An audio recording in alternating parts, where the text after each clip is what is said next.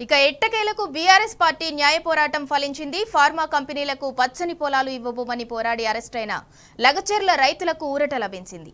మాజీ ఎమ్మెల్యే పట్నం నరేందర్ రెడ్డితో పాటు 24 మంది రైతులకు బెయిల్ మంజూరైంది. నాంపల్లి స్పెషల్ కోర్టు షరతులతో కూడిన బెయిల్ మంజూరు చేసింది. బెయిల్ రావడంపై బాధిత రైతు కుటుంబాలు, బీఆర్ఎస్ శ్రేణులు హర్షం వ్యక్తం చేశాయి. కొడంగల్ నియోజకవర్గంలో బాధిత రైతుల కుటుంబాలు, ప్రజలు సంబరాలు జరుపుకున్నారు. మాజీ ఎమ్మెల్యే పట్నం నరేందర్ రెడ్డి సహా ఇవాళ రైతులు జైలు నుంచి విడుదల కానున్నారు.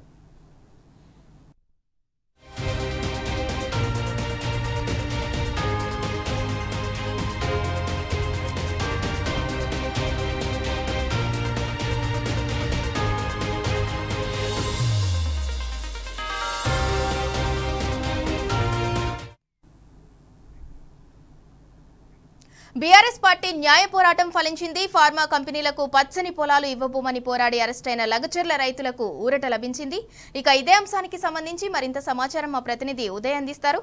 ఉదయ్, ఈ విషయంలో అరెస్ట్ అయిన 24 మంది రైతులు కావచ్చు, మాజీ ఎమ్మెల్యే పట్నం నరేందర్ రెడ్డి కావచ్చు, జైలు నుంచి ఎప్పుడు రిలీజ్ కానున్నారు?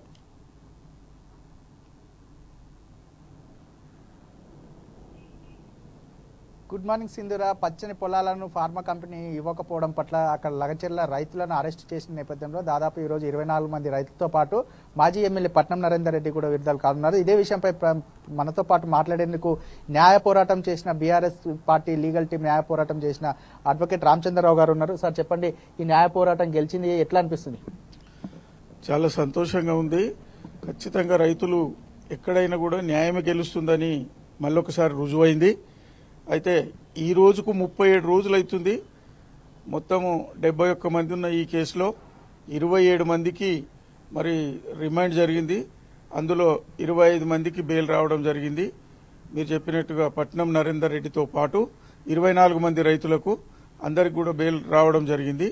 కేవలం చిన్న కండిషన్తో బెయిల్ ఇవ్వడం జరిగింది.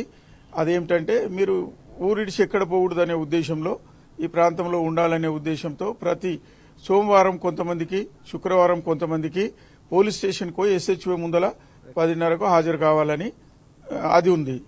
అంటే ఎన్ని గంటలకు ఈ రోజు విడుదల కానున్నారు? ఎక్కడి నుంచి, సంగారెడ్డి నుంచి ఎంతమంది విడుదల కానున్నారు? చెల్లపల్లి నుంచి ఎంతమంది విడుదల కానున్నారు? ఈరోజు మొత్తము కోర్టు ప్రాసెస్ అంతా కూడా ఈ బెయిల్ యొక్క ప్రాసెస్ ఉంటాయి. వాటికి షూరిటీస్ అని అన్ని కూడా ఫుల్ఫిల్ చేసుకొని మాకు ఈవినింగ్ అవుతుంది. ఎట్లాగో ఒక్కొక్కరికి మరి కోర్టు వారు నరేందర్ రెడ్డి గారికి 50,000 2 షూరిటీలు ఇచ్చిండ్రు. మిగతా రైతులకు 20,000కు 2 షూరిటీలు ఇచ్చిండ్రు. వారి ఆధార్ కార్డులు అన్ని తీసుకొని రైతులందరూ కూడా కోర్టు దగ్గరికి, మా దగ్గరికి వస్తున్నారు. వీటినన్నిటినీ కంప్లీట్ చేసుకొని పోతే 4 గంటల తర్వాత మేము ఆడికి జైలుకు పోవడం జరుగుతుంది. ఇక్కడ కొంతమంది సంగారెడ్డికి కొంతమంది పోతాము. అయితే 3 మాత్రము చెర్లపల్లి నుంచి విడుదలవుతారు. మిగతా వాళ్ళు 21 మంది వరకు సంగారెడ్డి జైలు నుంచి రిలీజ్ అవుతారు. దాదాపు 35 రోజుల తర్వాత ఈరోజు ఎట్టకేలకు బీఆర్ఎస్ పార్టీ లీగల్ టీం తరఫున కూడా ఈరోజు న్యాయ పోరాటం గెలిచి అందరినీ కూడా బెయిల్పై విడుదల చేస్తూ తీసుకుని వస్తున్నారు. ఇక్కడ స్థానికుల అంటే భూ బాధితుల కుటుంబాల నుంచి ఎలాంటి రెస్పాన్స్ వస్తుంది?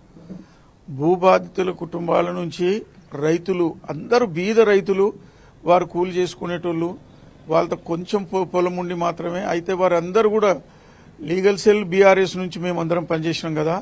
అయితే వారందరూ కూడా రైతులందరూ కలిసి కేటీఆర్ గారి దగ్గరికి, మా నాయకుడు అయినటువంటి కేటీఆర్ గారి దగ్గరికి వెళ్లడం జరిగింది.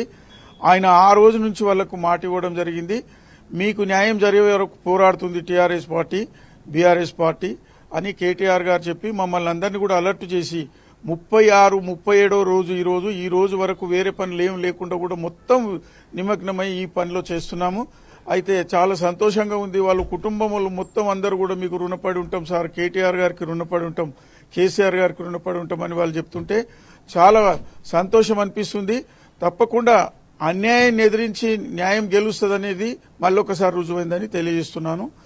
TRS party working president KTR గారి ఆదేశాల మేరకు అన్ని కేసులను పక్కన పెట్టి కేవలం ఈ లగచెర్ల భూ బాధితుల కేసు పైనే దాదాపు 30 రోజుల పాటు పైగా కూడా కోర్టులో కూడా వాదిస్తూ ఉన్నారు. అసలు ఎట్లా జరిగింది ప్రాసెస్ అంతా? ఫస్ట్ పోయిన నెల 11వ తారీఖు 11th రోజు ఈ ఇన్సిడెంట్ జరగడం జరిగింది. 12 నాడు కొంతమంది రైతులను అరెస్ట్ చేసినారు. 13th రోజు మా ఎమ్మెల్యే గారు నరేందర్ రెడ్డి గారిని రిమైండ్ చేయడం జరిగింది.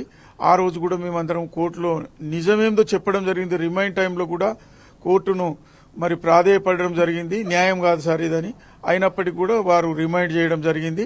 మేము 14 రోజే బెయిల్ వేయడం జరిగింది. వికారాబాద్ కోర్టు దానికి ఉంటది కాబట్టి ఇక్కడ జ్యూరిడిక్షన్ ఇక్కడ వస్తుందని ఇక్కడ వేయడం జరిగింది. 14 నుంచి 28 వరకు 25 వరకు కూడా రోజు పొడిగించుకుంటూ పోయింది కోర్టు వారు. పొడిగించుకుంటూ పోయి 25 తారీఖు నాడు మా ఆర్గ్యుమెంట్స్ వినడం జరిగింది. విన్న తర్వాత మరి వారు రేపటికి ఆర్డర్స్ కనిపెట్టుకొని రేపు చివరికి వచ్చేసరికి అది ఏదో శాస్త్రం లేక చెప్పేసేసి మాకు తూసుమనిపించిండ్రు. ఆర్డర్ ఇవ్వడం ఆర్డర్లో ఏమన్నారంటే మా ప్రమేయం లేదు, అసలు మా జ్యూరిడిక్షన్ కాదు, ఇది కొత్త జీవో వచ్చింది 27 జీవో అని ఏప్రిల్లో వచ్చింది, అది మాకు వర్తించదు, మీరు ఈ ఫలానా కోర్టుకు పోండి అని మొత్తం ఫైల్తో సహా ట్రాన్స్ఫర్ చేయడం జరిగింది. అదే ఫైల్ యాజ్ ఇట్ ఈజ్ గా తీసుకుపోయి మేము ఈరోజు స్పెషల్ కోర్టు అయినటువంటి నాంపల్లిలో వేయడం జరిగింది. మొత్తానికి చూసుకున్నట్లయితే ఆ న్యాయ పోరాటంలో కూడా ఎన్ని ఇబ్బందులు ఎదురైనా కూడా అన్నిటినీ ఎదుర్కొని కూడా ఈరోజు ఎట్టికేలకు కూడా గెలిచి తీరాము. మొదటే కొడంగా అంటే స్థానిక కోర్టులో ప్రవేశపెట్టినప్పటికీ అక్కడ నుంచి స్పెషల్ కోర్టుగా అన్నటువంటి మళ్ళీ నాంపల్లి కోర్టుగా అన్ని కేసులు తరలించినప్పటికీ కూడా అక్కడ కూడా న్యాయ పోరాటంలో గెలిచి రాత్రని పగలనక కూడా ప్రత్యేక దృష్టి పెట్టి కూడా ఈరోజు అందరినీ బెయిల్పై విడుదల తీసుకురావడానికి ప్రత్యేక కృషి చేశాము. ఇప్పటికే స్థానికుల నుంచి కూడా ప్రతి ఒక్కరు కూడా అభినందిస్తున్నారని చెప్పేసి న్యాయవాది రామచంద్రరావు చెప్తున్న పరిస్థితి కనిపిస్తా ఉంది. Over to studio Sindhura. Right, thank you.